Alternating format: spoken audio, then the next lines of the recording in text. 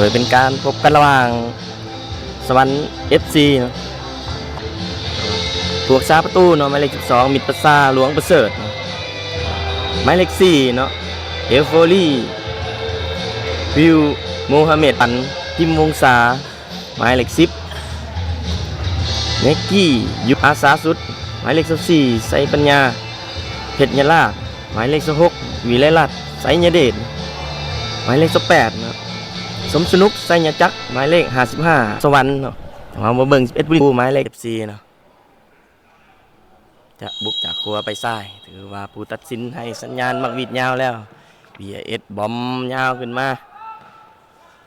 ถือว่าผู้ตัดสินให้ลินต่อมีแม็กกี้นั่นนำบานได้มีญาติบานไปได้ไหลเข้ากลางสนามสวรรค์ใส่ก่อน1-0ดี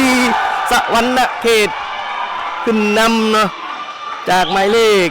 8เนาะสวรรค์ใส่มูลราชวงศ์เนาะในนาทีที่4เนาะ4นาทีกว่าเนาะถือว่าสวรรค์ใส่นั่นใส่สกอร์ให้สวรรค์ขึ้นนำไปแล้วเนาะเพียงแต่4นาทีเสร็จเนาะคือว่าลูกนี่จะเปลี่ยนเกมหรือจะมีผลต่อรูปเกมหลายหน่อยสำใดเนาะเอากะผู้เล่นของสวรรค์ก็ค่อนข้างจะได้เปรียบเนาะโดยเฉพาะหมายเลข4เนาะแล้วก็2-0เนาะที่สวรรค์ขึ้นนำอีกครั้งเนาะโดยหมายเลข19เนาะสุริตนำห่างออกไปแล้วเนาะเพราะว่า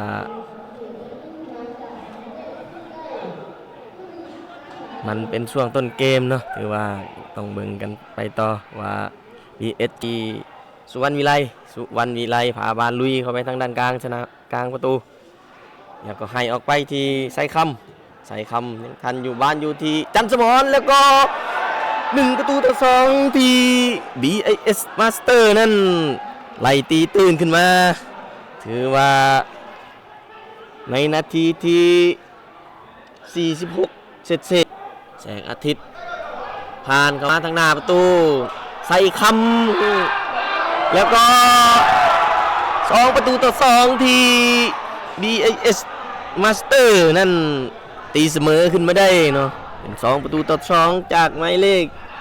24เนาะวิไลกุลังสีเนาะในนาทีที่65เนาะถือว่า BIS Master นะถือว่าได้ประตูตีเสมอแล้วเนาะเป็น2-2ถือว่า